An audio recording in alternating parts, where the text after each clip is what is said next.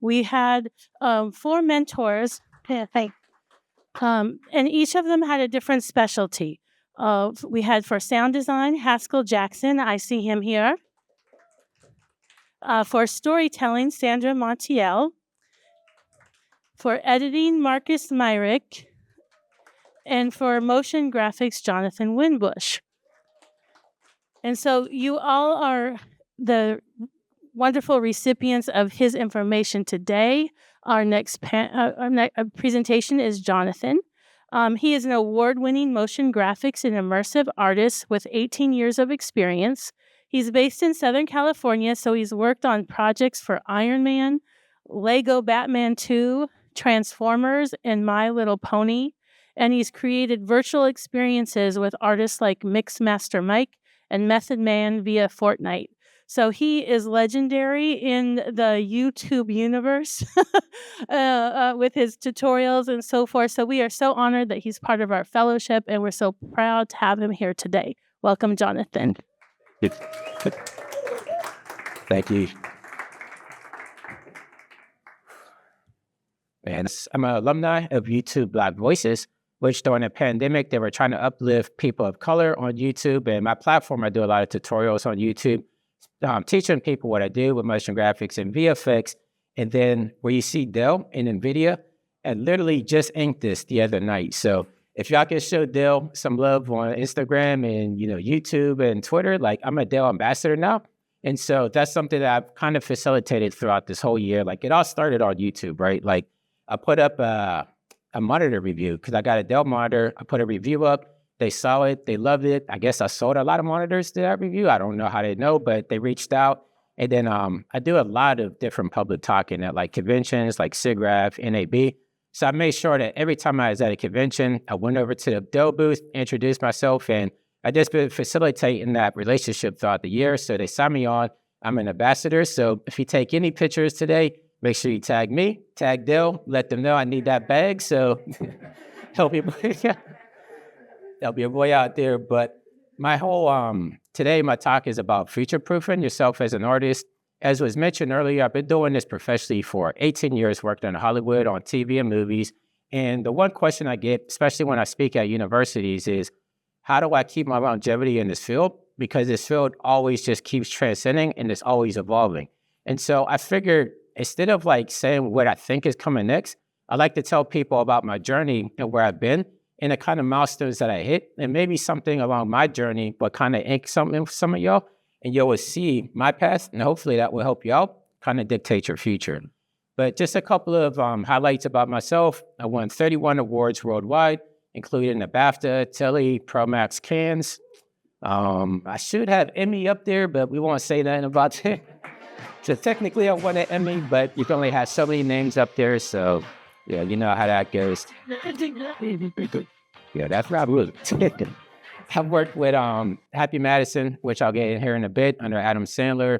The projects with Marvel, DC, Warner Brothers, Netflix, NFL. As I said before, I'm a mega grant recipient through Epic Games.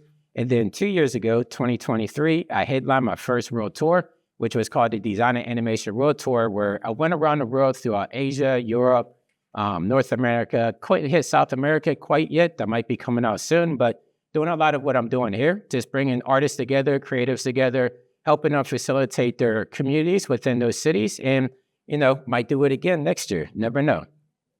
But most people know me through my YouTube channel. As I said before, this is where I do tutorials on everything that I do in the industry. So I do a lot of motion graphics, VFX, a little bit with video games, a lot with Unreal Engine, After Effects, Cinema 4D, and everything that I learned in the industry, I facilitate that back to the community because I believe in paying it forward. So instead of making y'all pay those student loans like I had to pay when I went to school, it's like hopefully you're learning through my channel of everything that I went through so you can learn off of me, which a lot of people said they did. So if you see me on YouTube, you could just look up Winbush. Make sure you hit that subscribe button because it does help out with the subscriptions. But before I go any further, I want to show you guys some of the work that I've done over the past 18 years. It's not everything, but I'm trying to not get into like a 2-minute reel, but I've worked on a lot of stuff.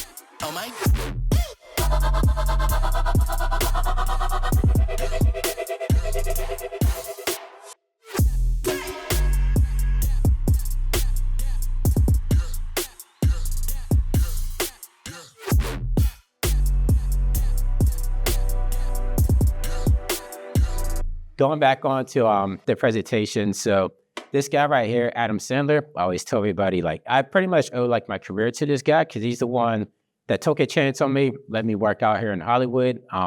When I graduated from university, like I got my bachelor's degree in motion graphics and VFX. I'm originally from Pittsburgh, went to the Art Institute of Pittsburgh.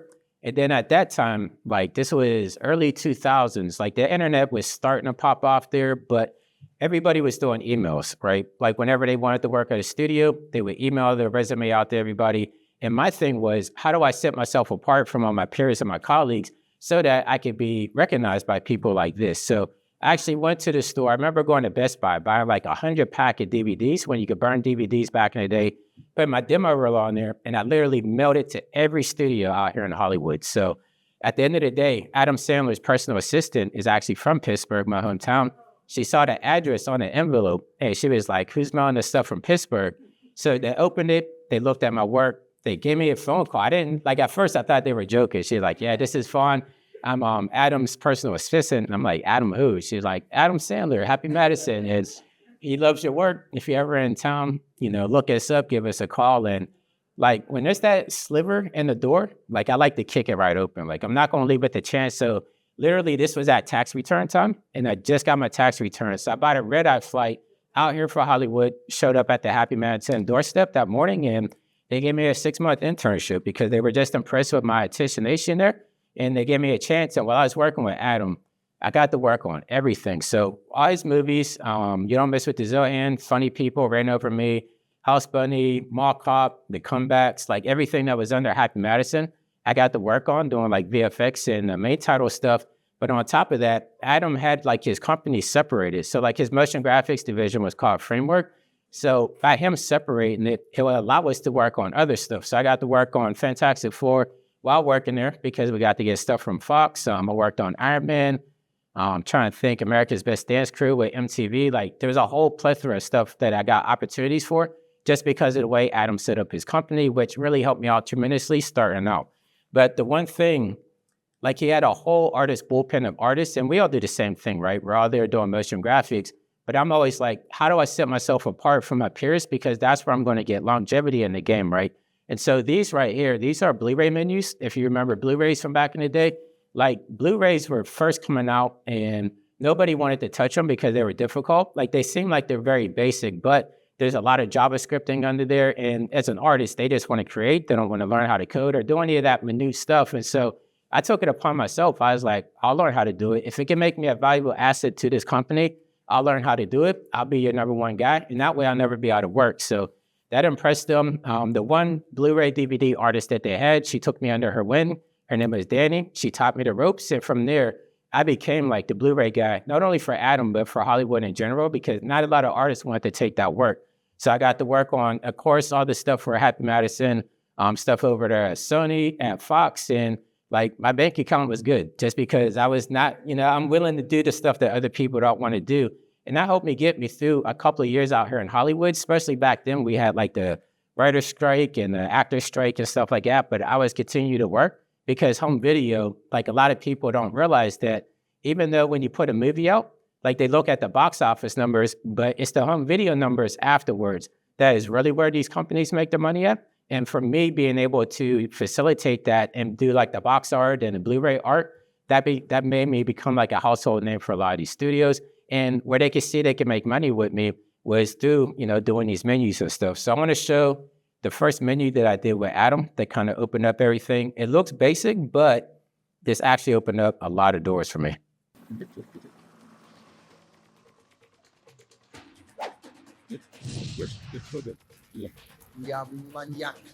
No one can catch Phantom! Oh my God! Disco. Let's do this, Michael. Yes or no? No. Was that a motorboat? What is big deal about this hair place anyway? Oh, scrappy. Oh, one more. That was the one that opened up the door for me. I mean, you can see not sexy work, right? But the paychecks were sexy. So that's all I cared about at the end of the day. And that actually, it helped me, like me being able to have this skill set in my tool belt actually allowed me to do more work. So it's like, when an opportunity would come, they would hit me up like, hey, can you do these DVD menus and Blu-ray menus for me?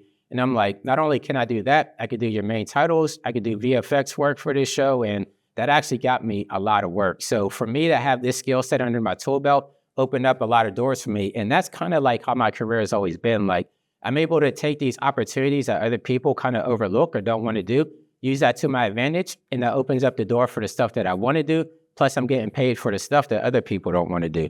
So moving on this side of my journey, after I left Atom, I started freelancing around Hollywood.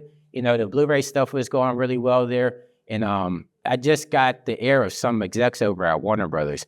And so at Warner Brothers, they were outsourcing a lot of the motion graphics and VFX work and stuff like that. Like they would do all the IP work in-house and the editing and stuff. But when it came to doing graphics, that was all being outsourced. And so to save money, they wanted to build up like an in-house department in which my name was getting around town. So they hit me up and asked me if I would help facilitate and kind of help mold their in-house motion graphics department, in which it was Warner Brothers that was big at the time. This must have been around like 2010. So I said, of course, I went in there, I helped them build the motion graphics department.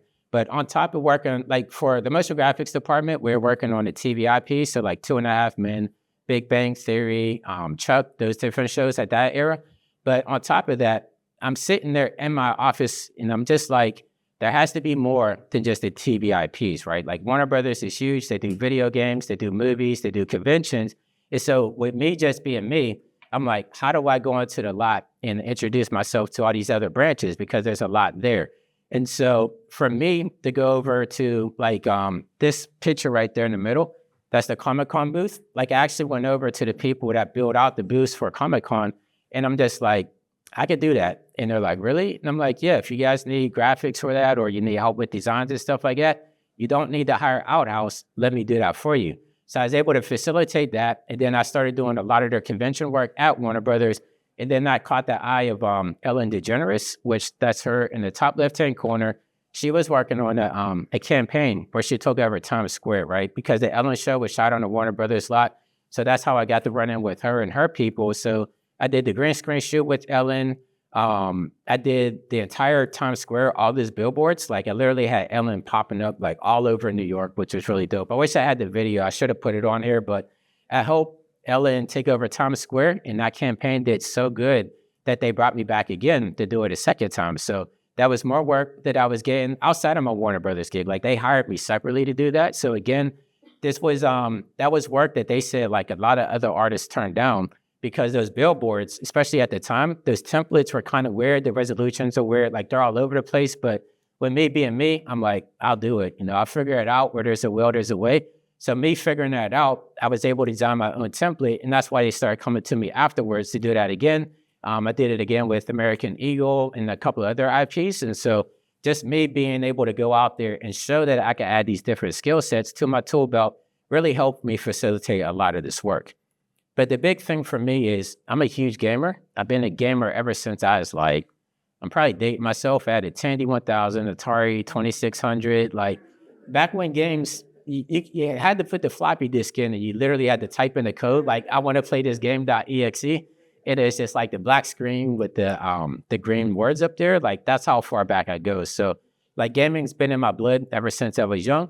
And when I eat lunch on the Warner Brothers slot, I would always see the tower for Warner Brothers game, right? WB Games.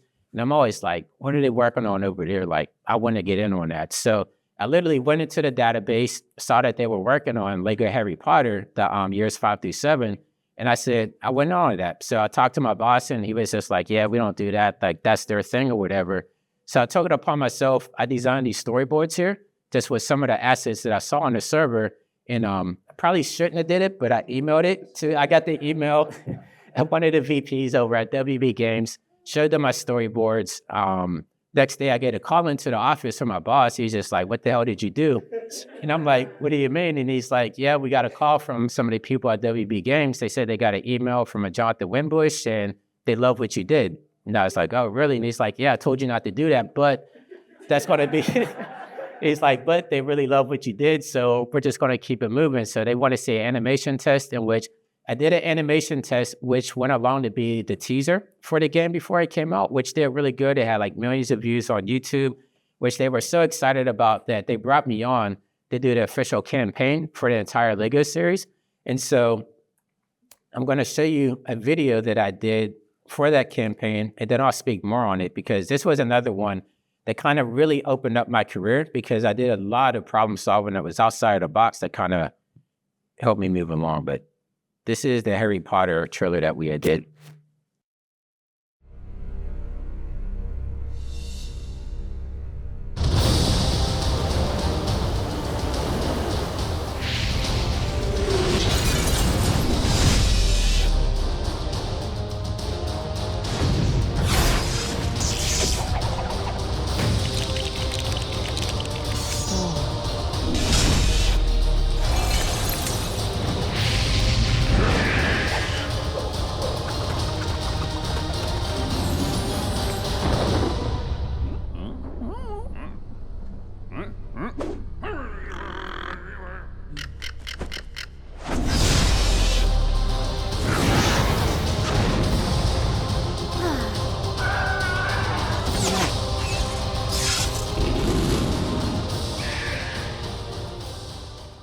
That trailer right there, even though it looked like it was all gameplay, that was actually me and my son that did that whole trailer. And the way that we did it was, at the time, like, rendering was like, if anybody's done any type of rendering, you know it could take hours, if not days, especially when you're doing 3D stuff, right? Like, my main platform is Cinema 4D. That's where I do a lot of my 3D work. And, you know, working at Warner Brothers, we would take, like, we had a big server, but we'd also take up, like, all the computers in the facility if we had a deadline to hit, because you need all the compute power that you could get whenever you render these big 3D scenes out.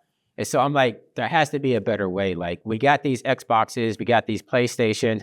When you're playing the game, it's all happening in real time, right? And I'm like, there has to be a way to crack this code. Like, how can we use this video game technology and make it run in real time so we don't have to work on rendering? And so the way that I came about it was, I asked the dev team if they could send me an Xbox. This was like an Xbox 360 at the time.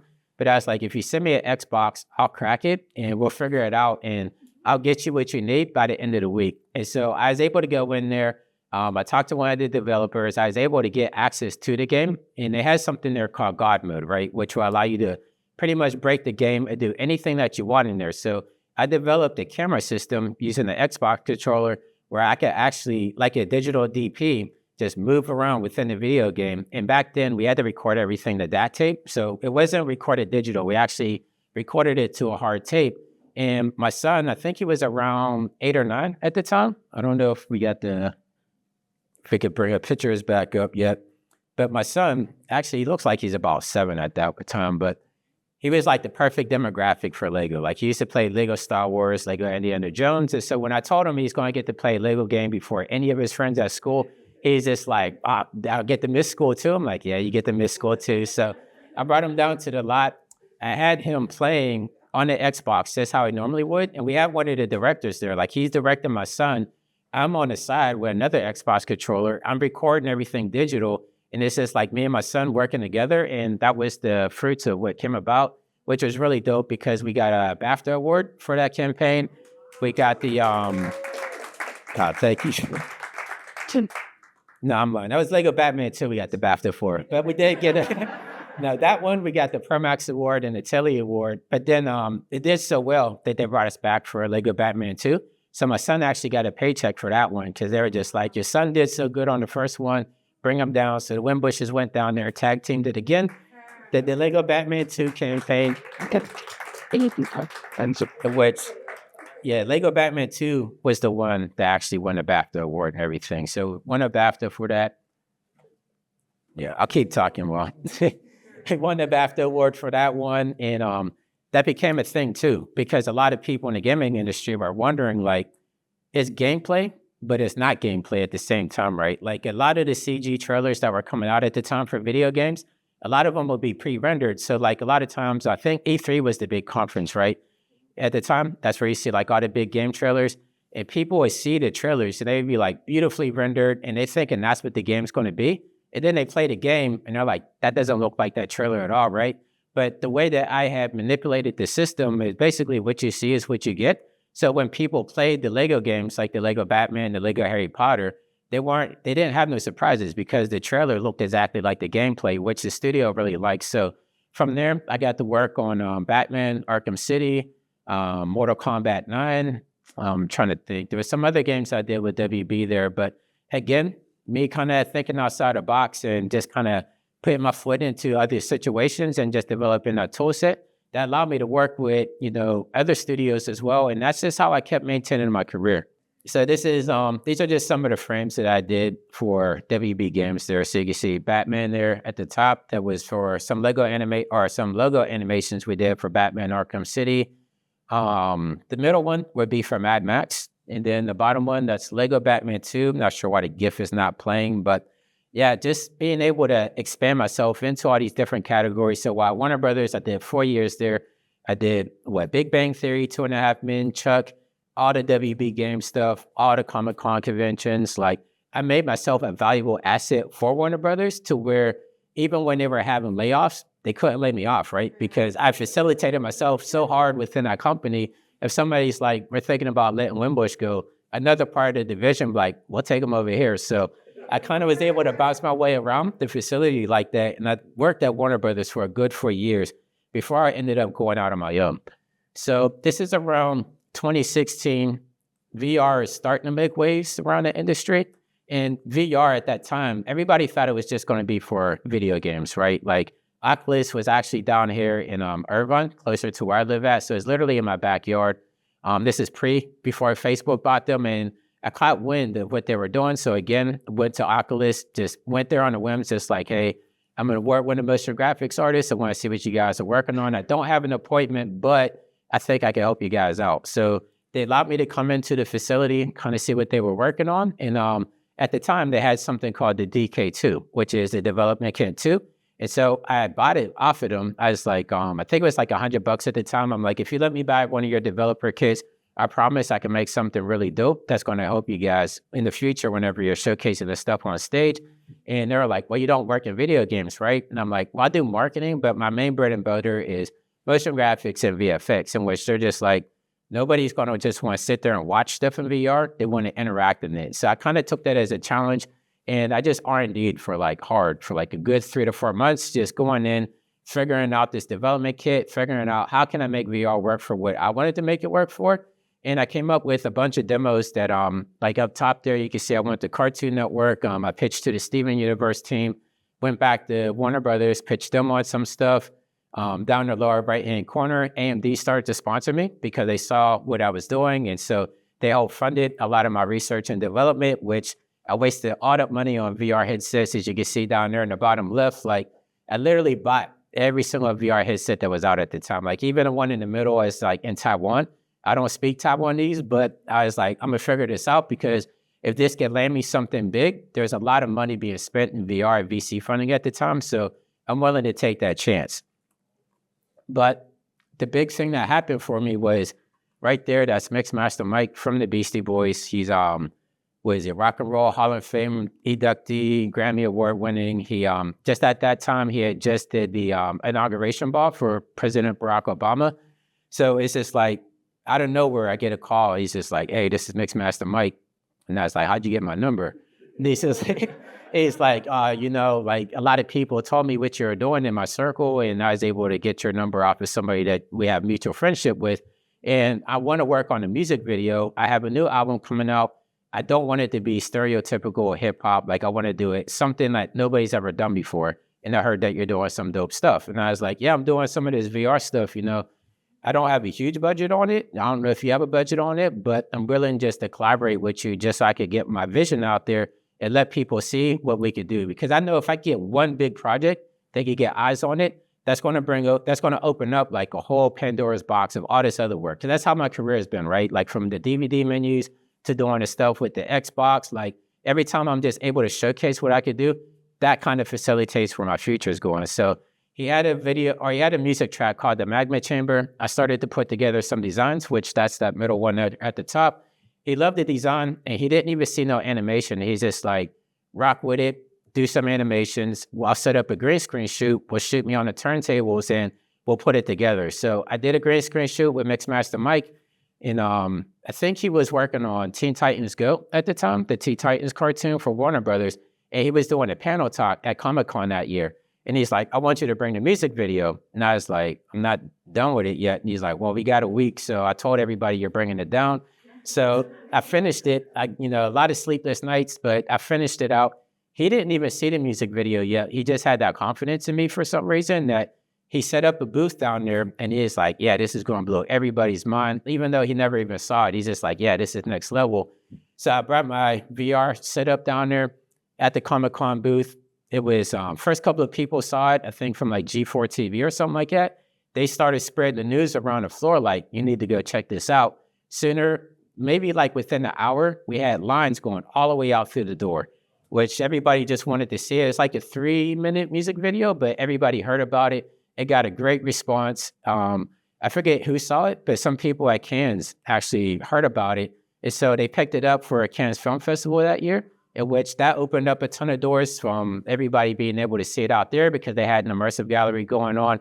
And so that facilitated me as not like an immersive artist, but as somebody that could use immersive tech, could still use it for like 360, because back then these tools didn't exist. I kind of helped develop some of these tools because I was just taking like a 3D sphere, mapping the video to it and just kind of making it work. And so based off of that, some people at Adobe had reached out through this company called Metal. They were working on VR 360 tool set. So I got to consult with them and help them facilitate that. And then it just led to my name being spread out Hollywood again. So in the top right-hand corner, that is Mario Lopez. He was hosting a show called Candy Crush based off the mobile app game. They actually made a game show. I think it only lasted like 1 season, but they wanted to do like a 360 immersive experience. So I got to work with Mario on that. Mark Christopher Lawrence, my good friend down there, he wanted to do like the first comedy VR special. So I helped Mark do that. And then down in the bottom, that was probably the biggest one for me, was Fox down in San Diego. They built out a new facility for Fox 5 News down there. And they wanted to do like a VR tour of the new facility because at the time it was state of the art. So I went down there, filmed everything in 360 VR, put together a whole package for them in which they put out through the network. And that was a big hit because not only can you watch it with a VR headset, at the time Facebook had 360 VR capabilities as well, where in the browser, you can actually just start spinning around and seeing it. And so that got the millions of views on Facebook, and they were extremely happy with that. And then we got invited back out to Cannes again the next year because they were like, yeah, what are you guys working on, you and Mike? So I hit up Mike. I was like, Cannes wants us back out in like a month, and he was working on something called the Moon-Based Invasion. So we did another music video for that. This time we got funding by AMD, Metal, and then a subwoofer company called Subpack. And so that one actually got funded. We got to do Cannes again, which was really big, and that just opened up a lot of doors for me. Actually, I said the Fox one was the biggest one, but I actually got to do some work with Hasbro with Transformers, which was a big one for me because I'd done Transformers work in the past, but this one, they wanted to have something that will only showcase down at Comic-Con because they do that sometimes. Like you have to be at the event to be able to see some of this stuff. And so I put together a short 30-second teaser because this one is called Transformers Cyberverse, which at the time was a big deal because Bumblebee, I don't know if you guys know Bumblebee, the yellow Transformer, in the movies, he doesn't talk. It's just like a bunch of sound effects and stuff. But in the animated series, this will be the first time that he actually talks. And this is the first time that anybody saw him talk was through my 360 experience. And so, What is this? These are your memory files. Let's find some answers. And try to remember.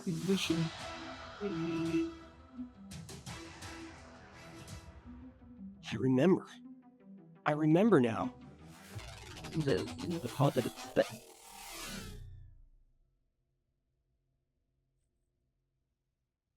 that part right there where Bumblebee says, I remember, like that's the first time anybody ever heard him talk. And you had to be at the facility to actually see it. So that was a big deal for me because I got to be a part of something big that people were talking about online, but not everybody could see. They wouldn't even allow me to post that on my portfolio. They were just like, they wanted that to be a special thing for people that attended Comic-Con that year. So you're some of the few that actually got to see that there. But moving on throughout my career, after the VR bubble kind of bursted, I was going through doing, like main titles and stuff like that throughout my career again. And I was at SIGGRAPH. That's a convention that we hold for artists. Not we, I don't run it, but that they hold for artists every year. And this was 2019. I remember it to the day because this was probably my big break on social media where I was doing tutorials, right? And it was just like something I was doing as a side gig. But at SIGGRAPH, Epic Games had announced that they had some type of integration they were working on with Cinema 4D, which is the 3D program that I use. And so I was excited because going back to the Lego stuff, right? Like I was using like actual video game hardware to do some capturing. And now I could use Unreal Engine, which is an actual game engine to kind of facilitate what I want to use.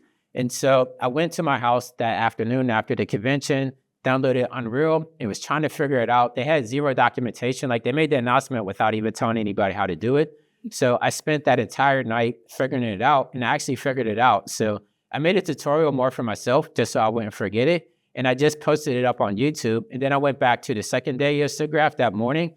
And the Tim Sweeney, the head of Epic Games, saw my tutorial that morning because I guess it spread out throughout the company there. And then Paul Babb from Maxon, the people that make Cinema 4D, he saw my tutorial. So I get onto the show floor and I hear people are like, yo, that's Winbush, that's Winbush. And I'm like, what's going on? And like Paul first comes over to me. He's like, what the hell did you do? Like nobody, like we didn't even know this was even possible. Like nobody at Maxon knew that this could happen. And they saw the tutorial and they were intrigued. So I talked with them a little bit about maybe doing consultant work with them. And then Tim Sweeney got to talk with him and he was just like, yeah, we put the announcement out, but we didn't even have a time to do any documentation and you already put a video out on it. And so that's one way that I got the Epic Mega Grant. Like you're not really supposed to talk numbers, but I got 6-figure Mega Grant based off of that work alone, just based off of what they're doing. So that really helped me through the pandemic and everything. And actually I got a lot of work with Unreal, doing speaking gigs, just being an evangelist for them, helping them kind of like gear Unreal Engine outside of gaming and more for like motion graphics, because Unreal Engine in the past, it was only for video games, but you guys probably saw like the document that they did for The Mandalorian, the Star Wars stuff where they have the big LED wall and they're shooting everything in real time, not on green screen anymore. But like I was in before they even did that. So I was helping them kind of facilitate like, what would a non-gaming artist want to use this platform for? So I could take a lot of pride in, I help kind of guide that path there. And I still do it to this day. Like they just released motion graphics tools that I was instrumental in helping, not develop, but kind of helping guide them towards that. And I got to work on a lot of stuff here because when I was doing Unreal Engine stuff, like there was a lot of pushback from my community, right? Because people don't want to learn more. They're kind of complacent in what they're doing. And so for me to come in and kind of disrupt like our whole workflow pipeline, like, hey guys, we don't have to work on, or we don't have to wait on render times anymore. We could use this game engine over here. It's a game engine. Like it's not built for creatives, it's built for programmers. So it was kind of complex and complicated to work in back then. And I was just like, trust me, my electric bill is down. Like I don't have to have a render farm internally anymore. You don't have to worry about rendering overnight. Literally stuff that would take hours or days to render, I'm rendering within 15 seconds. And it's close to that same quality.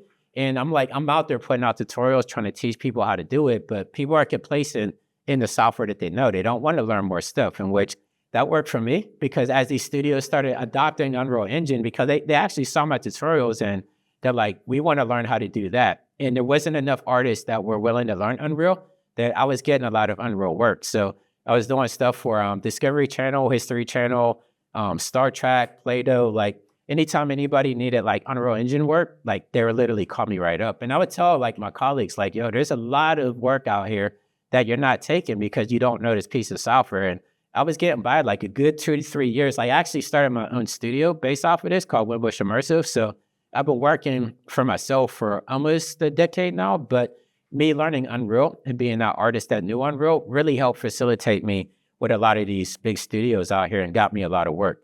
But during the pandemic, I was trying to figure out what was next. Like I still had like a lot of motion graphics work, but I was spending a lot of time in, what was it called? Clubhouse? Was that the thing everybody's doing during the pandemic? So like I was doing a lot of interviews in Clubhouse and Twitter Spaces. Like people are interviewing me just based off of what I do. And it just happened that Method Man's CMO was in one of those spaces listening to me talk. And I was talking about how I was working with Marvel, done stuff with DC and, you know, gaming and stuff. And then he hit me up. He's like, yo, I work with Meth. He heard everything you're talking about. He feels like you align with his vision of what he wants to do because he wants to work in comic books. because, I guess the fact that nobody knows is Method Man taught himself how to read through comic books. So that was something that he like really took to heart, like being able to work with people that appreciated comics and stuff like that. So I got to meet Meth, got to talk with Meth, and he was like, can I design him as a superhero? Because he wanted to come out with a comic book. And so the first iteration is called Metaverse, because the metaverse was the big thing at the time, right? I mean, tried to tell him metaverse was kind of corny, but, that was the big thing everybody was selling. So he's like, I want Meth with Metaverse. So I'm like, all right, cool. You're paying for it. You get what you want. So work with Meth on his first comic book iteration there, which was really dope. But for me, I'm just like, how can I take this opportunity, expand it even more, just to bring in other opportunities? Because I know that if I want to future-proof myself, I got to keep putting myself into these situations where I'm the only person doing this particular thing. And so I sold him on doing like a motion comic, and he was cool with that. The motion comic thing did good. That was around NFT times, I guess. NFTs are kind of one of those things nobody talks about, but we sold some NFTs as comic books and made good money off of that. But based off of that, they really, like him and RZA and stuff, they really started to trust me in my vision of what I would come to them with. And so I was like, there's some rumblings. Like I know people at Epic Games, know people at Unreal, they're about to open up Fortnite to creatives so that we could create our own video game levels. If you guys just give me like 2 to 3 months just to rock out, like no notes or nothing like that, like I'll show you what I'm working on, but just trust in me, just give me 2 to 3 months. I promise I'll give you something dope, and we could bring it to Fortnite, have it within there. And this is going to be a big platform for us, because I think at that time, Eminem released like a Fortnite concert or something, and it had like, was it 50 million concurrent users watching it or something crazy? And what's that? Travis Scott. Travis Scott was first. And that was before they allowed them, the other creatives to do it. So they went Travis Scott, was it Ariana Grande, I think was the second one. And then Eminem was the kickoff for like the Fortnite metaverse. But that was when I think they had like their highest concurrent viewer rating that was bringing in the younger crowds. I know the thing with Wu-Tang, like, we know Wu-Tang, I'm like in my 40s, but a lot of the kids don't know who Wu-Tang is. And I'm like, I could bring you that demographic that you're looking for just through Method Man and whatnot. So they allowed me to build out, it's called The Battle for New York City. I did it just on the strength that I knew it was going to bring me more opportunities. And it actually went on to win a couple of awards in Vegas, which was really dope. But let me play the trailer. I put together a little teaser on what we had created there.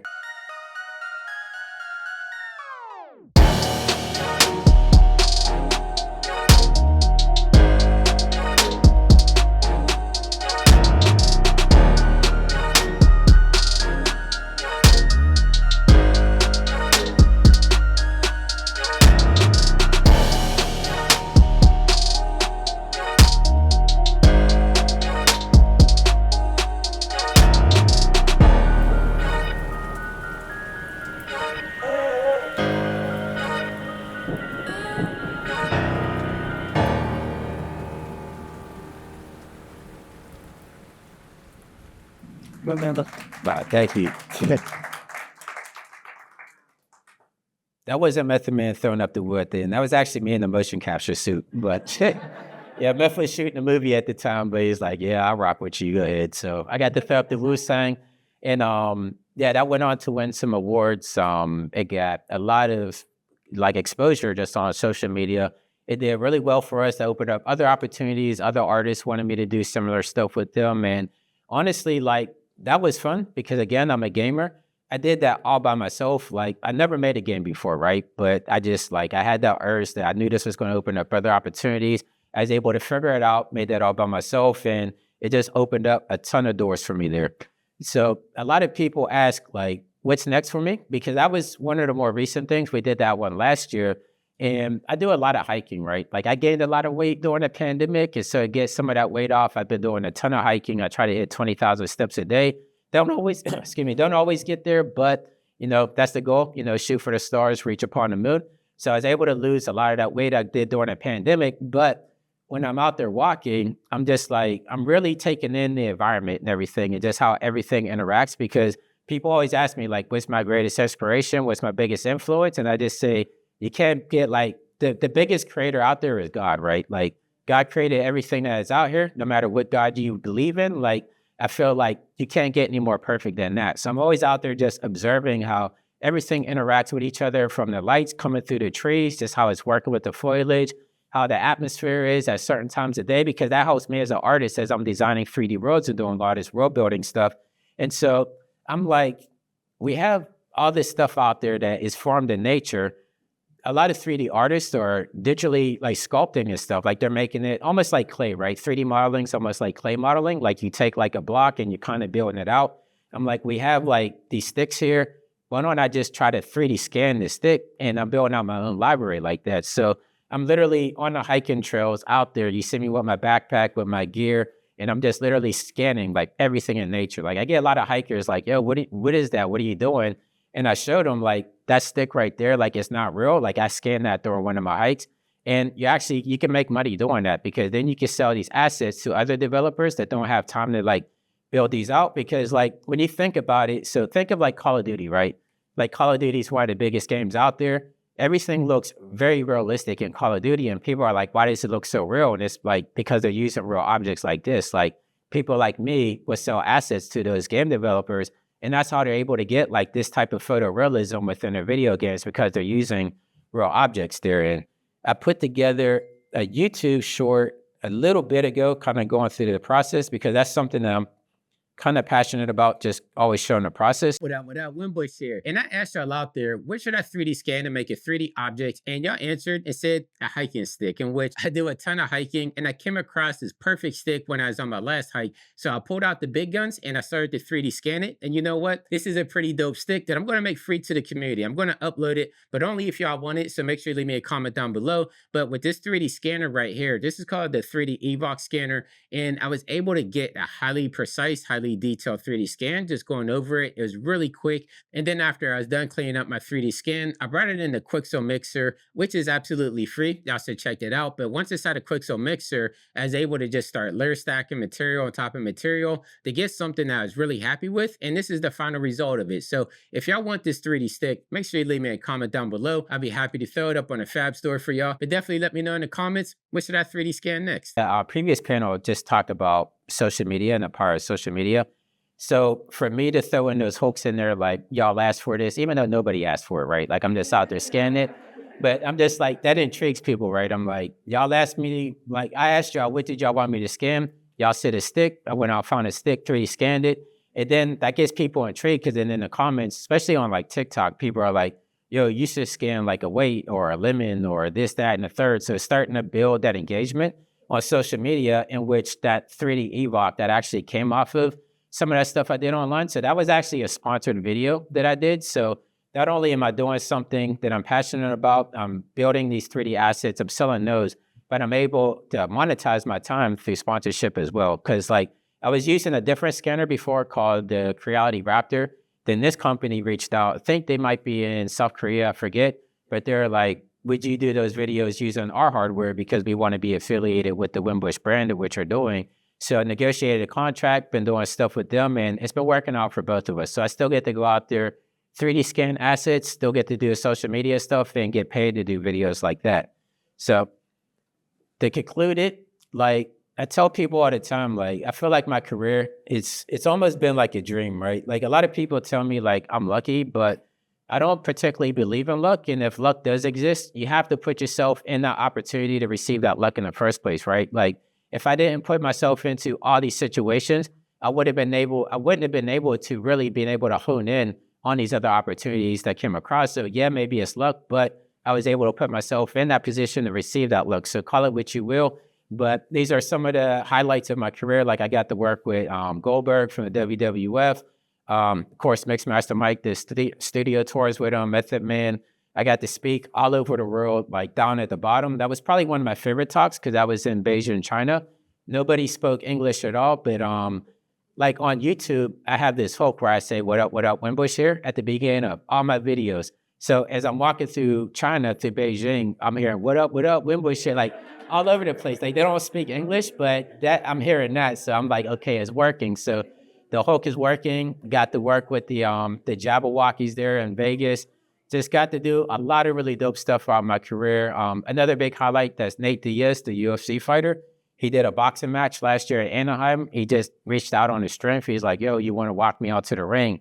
I'm just like, yeah. I thought it was a joke until I got there.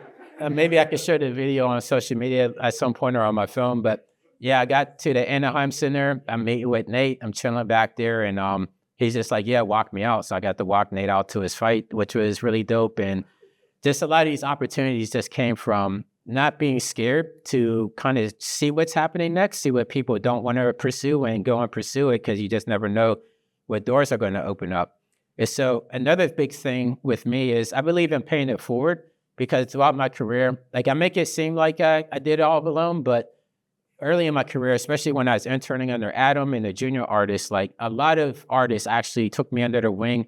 They helped me navigate through Hollywood, because, you know, Hollywood could be not only a scary place, but a lot of people are going to try to take advantage of you. So I learned early on how to navigate this field. So I always believe in paying it forward, because, you know, people out there helped me out when I was a young artist in there. So that's where the YouTube stuff comes from, all the free tutorials out there. But also, I love doing in real life events. And that's why we did the world tour a couple of years ago, because I love going to cities where they don't get conventions. They don't get meetups like this. Like, there's a lot of artists in a lot of cities, but they never come together because they don't know each other's out there. So I'll do tours where we'll pick a city and we'll just be like, all right, we're going to bring all the artists together. And from there, they start facilitating it themselves. Like, they're like, yeah, we didn't know we have 50 artists in the city.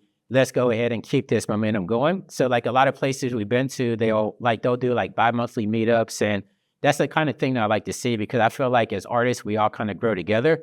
We don't grow by keeping everything in-house and kind of being secretive. Like, the more you give out there, I believe in karma. Like, the more you give out, the more you reciprocate back. So just keep giving, and you never know what opportunities might arise. But this is something that I'm working on right now as like a side hustle. I'm trying to turn this into like another business. So this is called, actually, let me show the trailer first, and then I'll talk about more of what I'm doing.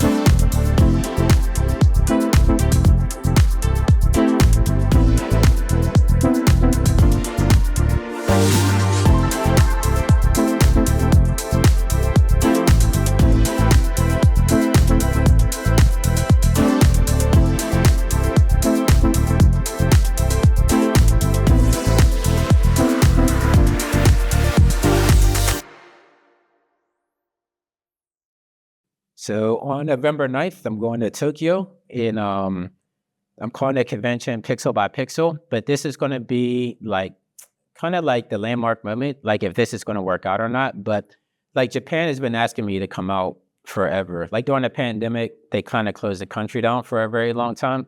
So this will be the first opportunity that I could go out there and actually try to help build their community out there, because like every time somebody reach out and say like, yo, when you come into Japan, you go to all these different places. I'm like, if there's any conventions out there, let them know. I'm interested in coming to speak. And nobody's ever invited me. So I forget what artist said, like, if they don't invite you to the party, make your own. So that's exactly what I'm doing there. So I work with some people there on the ground level. We got, funny enough, there's a facility called Tunnel Tokyo, which is owned by Sega. So going back to my gaming roots, I just told them, I was like, yeah, I'm a huge Sega fan. Showed them my Dreamcast from back in the day. And they're like, you can have the facility for free. So we go down there. It's like, I want to say it's like a 200-seater.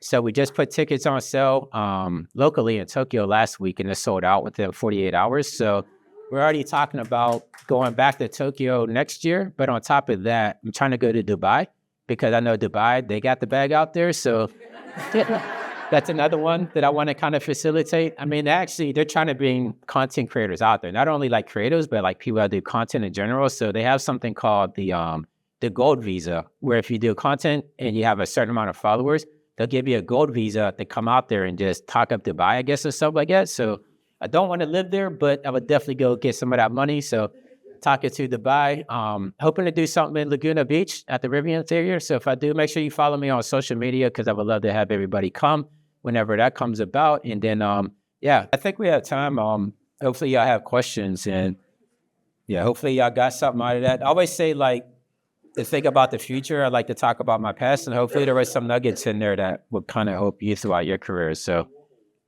but Hello. Thank you for your talk. We have like a lot of similarities. I've been a professional 3D modeler for almost 15 years, and I always tell people I kind of kicked the door open too. I tell people I accidentally got a job at a South Korean animation studio. That's 10 plus years ago. But as you know, AI is becoming prevalent, and the number one job that is going away is like 3D modeling and stuff like that. What are your thoughts on how to set yourself apart? You've done that several times in your career. Right.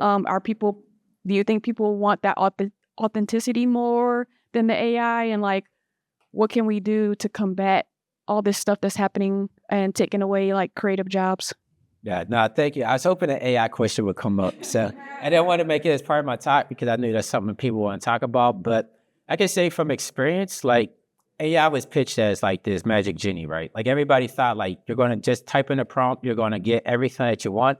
And a lot of these studios, they're finding out that that's not the case. Like I can't put the studio I worked on blast. It is a TV network, but we were working on a TV show earlier this year that everything, it was, that I almost just said the name. But the show was based on historic facts, right? So when you're dealing with anything that has to do with history, everything has to be historically accurate. And so they brought me in, like I did a 3D model of this castle, you know, the area that we were working in, the world looked like very precise to at least the photos that I had seen. And this AI company came in, is like, yeah, we could do all that work in half the cost. And so it actually cut into my budget. So like a lot of shots that I was supposed to do in CG actually got cut down because they thought they could do it in AI, right?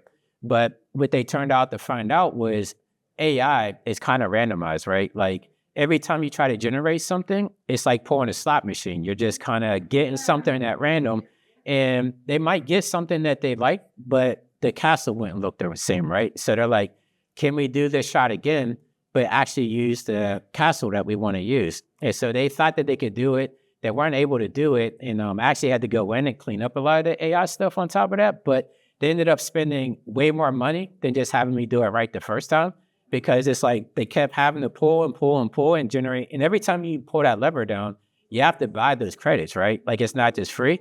So it's like they were found out very quick that, everything that they were told, I don't want to say it was a lie, but it wasn't what they thought it was going to be, right? Like, I feel like there are uses for AI, but I don't think it's a replacement. It's a tool like anything else, and you just have to figure out how to work it within your workflow. So I would definitely say, like, actually look into AI and how you can use it as a 3D modeler. There is, I just spoke at SIGGRAPH in Vancouver a couple of weeks ago, and I spoke with big companies because the thing is, they're not using Midjourney. They're not using whatever the hottest thing is, Nano Banana or whatever they're calling it. Like, they're literally building their own AI systems in-house because, I don't want to speak on who I spoke. I'll say Fubu. I don't know anybody at Fubu. But so think of like Fubu, right? Like they're an apparel company. They have years worth of apparel inside their database. And so what they would do is they would use this AI program called ComfUI, and they would build out their own internal database based solely off of their own IP. And so it's like they can't scrape the internet for Tommy Hilfiger and Hugo Boss, and like, because they'll get sued, right? So their way is like, okay, we'll build our own AI system, we'll build our own data sets, and we'll use that to kind of build off of. But they're still not getting anything perfect at the end of the day. That's kind of like a starting point, and then they kind of build on top of it. So I tell a lot of artists now, I'm like, the program I think in AI to learn is called ComfUI.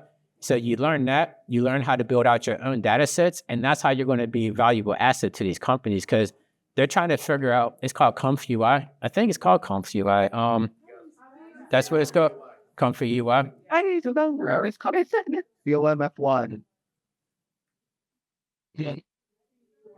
ComfUI, okay, yeah. I haven't dove into it yet. I haven't had time, but that's definitely the next one that I'm looking into, because the big thing with these companies is, how do you build out your own personalized data set?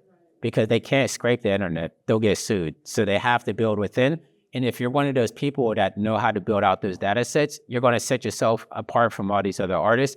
And as you being a 3D artist, I'm pretty sure that you have your own library. Like how I was building out my digital library with scanning.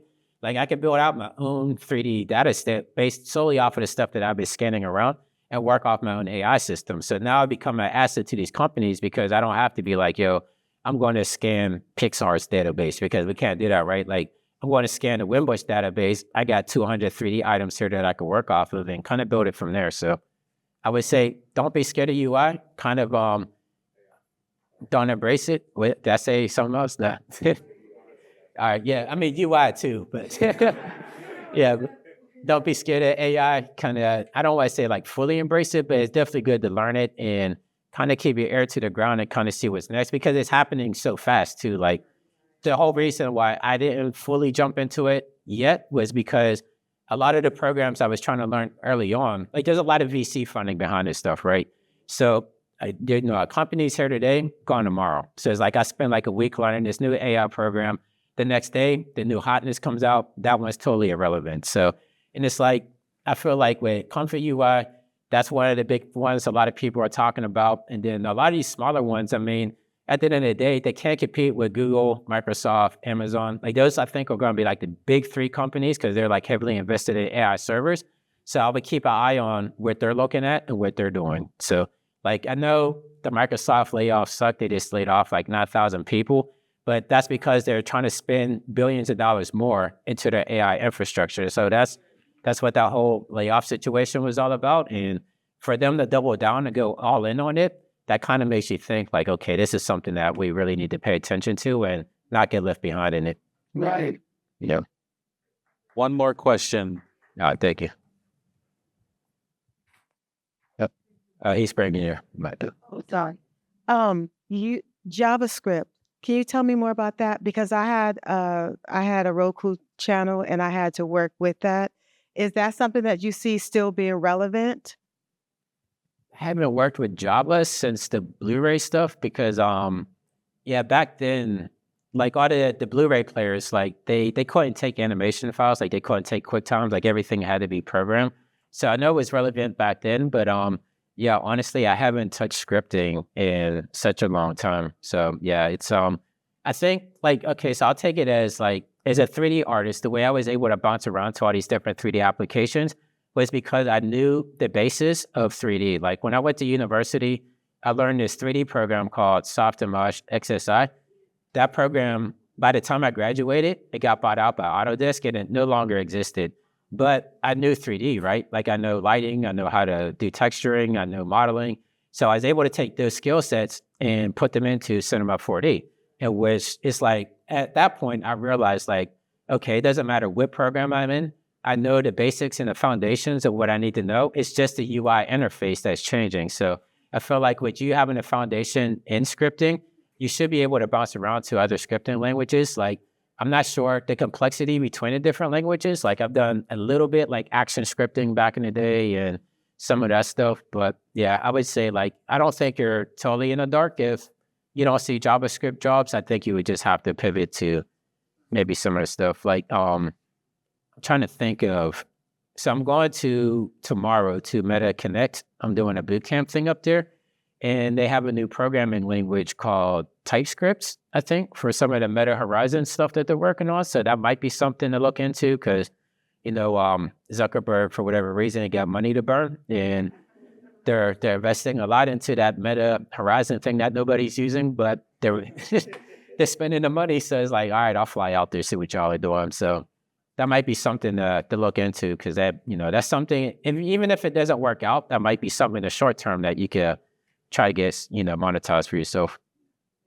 Yeah, absolutely. Again, thank you. Have you employed your son? Man, don't get me started on my son. Yeah, I don't know. Like it's, I'll say it like this. Like he went through high school during the pandemic.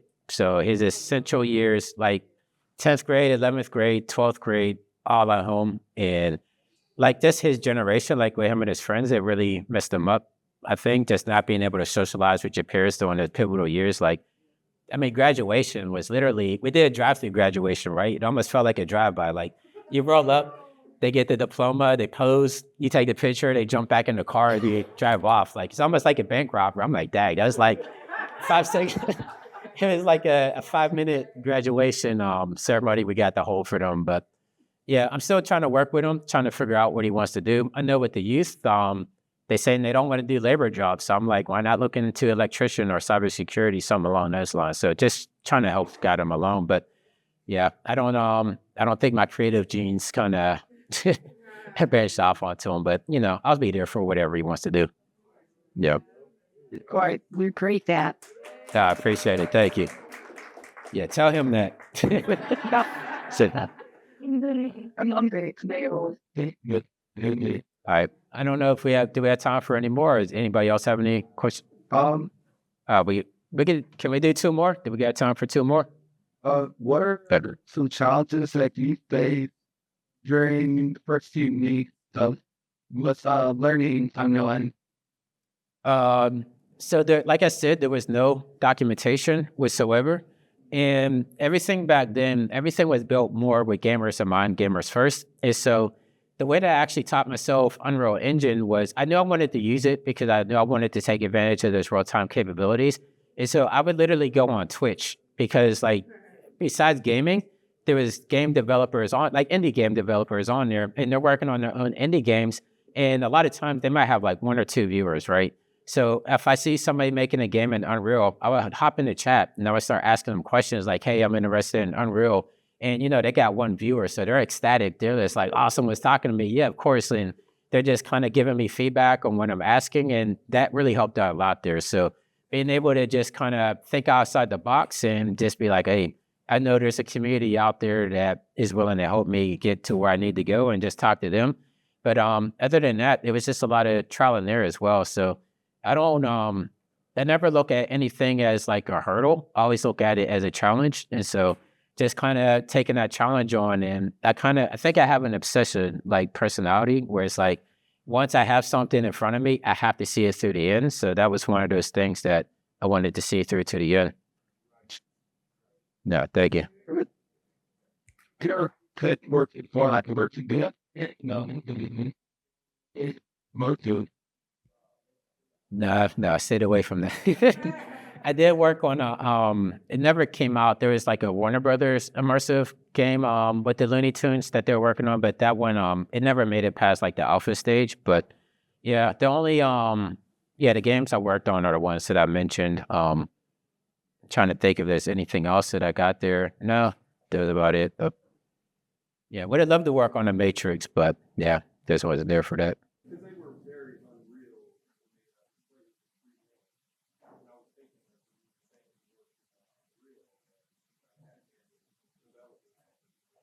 No, so they did that internally at Epic Games. So you're talking about the one that came out on the like the PS4 and all that with the last mate? Yeah, so they did that internally in-house at Epic Games. So that was the Unreal Engine team that actually worked on it. So I didn't even know about that until that actually came out. But I have just learned so much listening to you. I love your passion for what you do. I love your little quotes. Oh, thank you. How do I make an opportunity better? How do I make this work for me? Very inspirational. I just want to thank you. Thank you. I appreciate it. No, it's like I take a lot of my personality from my grandfather. He rest in peace, but he always told me, especially when I first moved out here, like he was like, I don't want to make it a race thing, but he was always like, whenever you're of color, whenever you're working in these type of bigger circles, like it's hard to just be good. You have to be great. And so that's the only way that I feel like we kind of get our due respect in the room. So maybe that's where my assertive personality comes from. Like, I know that I can't be on par with my peers. I have to go over and beyond. So, no, I definitely appreciate you saying that, because that means that everything I was doing was hopefully going to help other people out there. And yeah, it sucked being the only Black artist in a lot of these studios in the room, but just that's why I put my face on YouTube as well, because a lot of people of color didn't realize like Black people did motion graphics or VFX. So me put my face on there, people will reach out saying like, we didn't know these were opportunities for us. Like, thank you for doing this. And now when I go to these studios, there's a lot more people of all different races working in these facilities. So Yeah. I don't want to say it's not because of me, but I like to think that I put my head in there. So I can't take credit for that. So